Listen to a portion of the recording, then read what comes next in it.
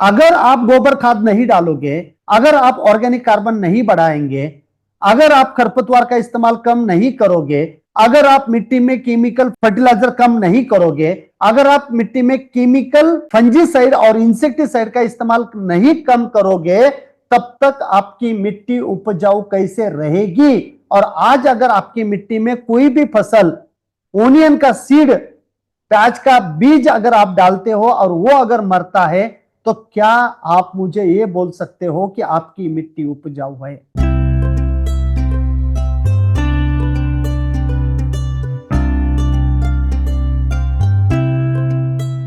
थोड़ा सा अलग सोचना पड़ेगा दोस्तों। मिट्टी के ऊपर काम करिए।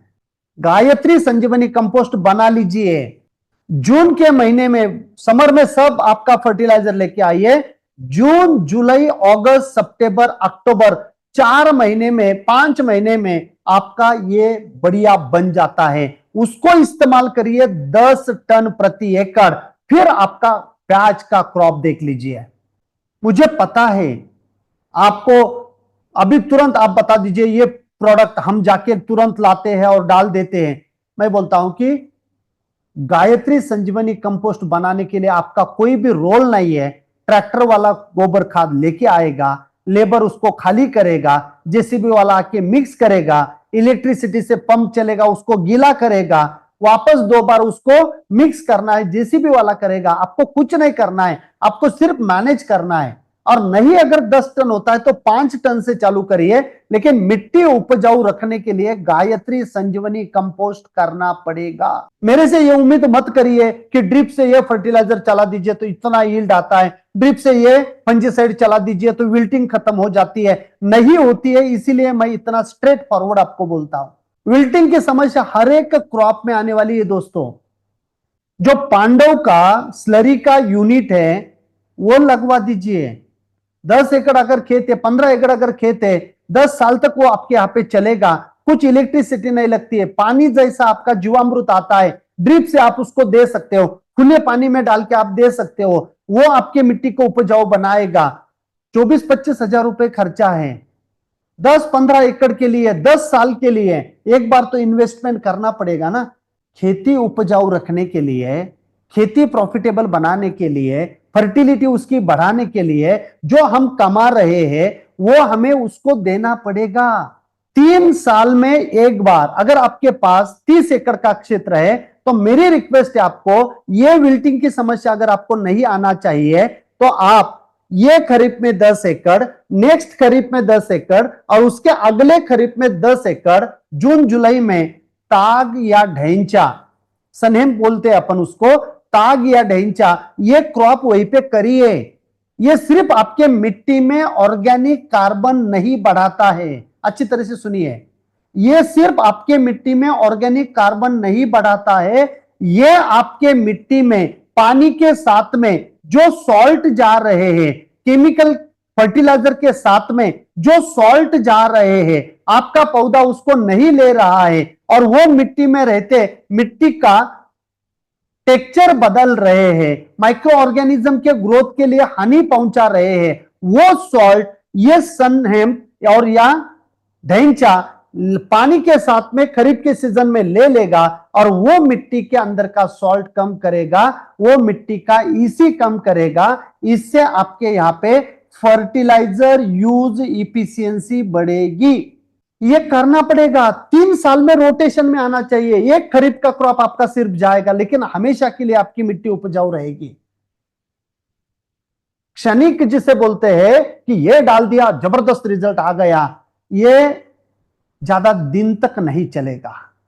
ज्यादा दिन तक खेती करना है तो सस्टेनेबल एग्रीकल्चर प्रैक्टिसेस का आपको इंप्लीमेंटेशन करना पड़ेगा।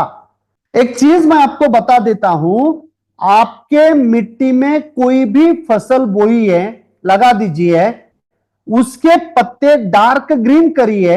डार्क ग्रीन पत्ते ज्यादा से ज्यादा प्रकाश संश्लेषण क्रिया करेगा, ज्यादा से ज्यादा कार्बोहाइड्रेट एक्यूमुलेट करेगा। जितना कार्बोहाइड्रेट पौधे को एनर्जी के लिए चाहिए उतना इस्तेमाल करेगा और बाकी बचा हुआ पौधा मल मूत्र से जमीन में जड़ों से बाहर देता है।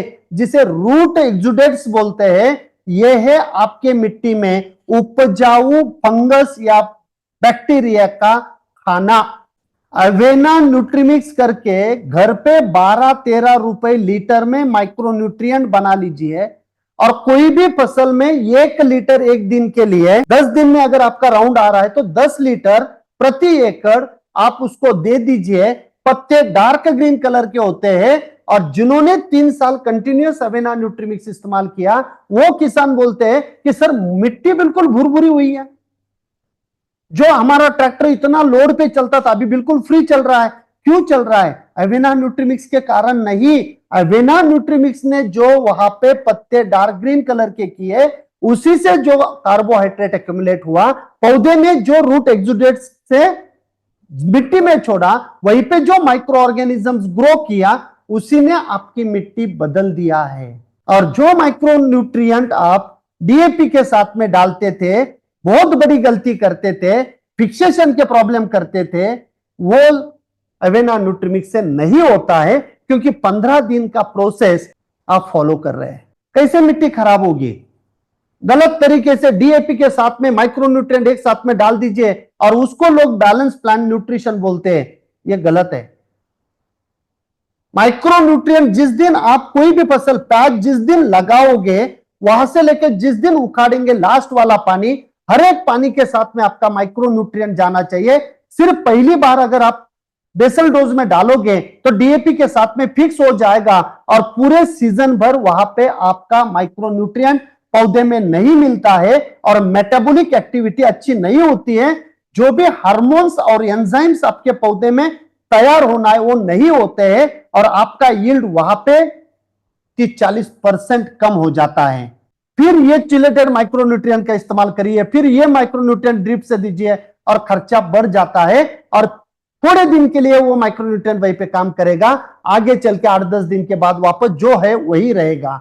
आपका ड्रिप रहे, आपका माइक्रो स्प्रिंकलर रहे, आपका स्प्रिंकलर रहे, आपका फ्लड इरिगेशन रहे, खुला पानी, तो भी आपको हर पानी के साथ में फर्टिलाइजर देना है, 30 टन निकलता है।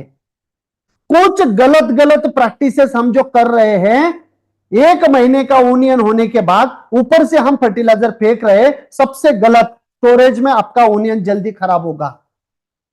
45 दिन 50 दिन पे जब आप वीड निकालते हैं, खरपतवार निकालते हैं, उस टाइम जाके वापस आप एक बार फर्टिलाइजर डालते हो, ऊपर फेंक देते हो, बीच पानी पीछे से चला देते हो, 1 नंबर का खराब काम।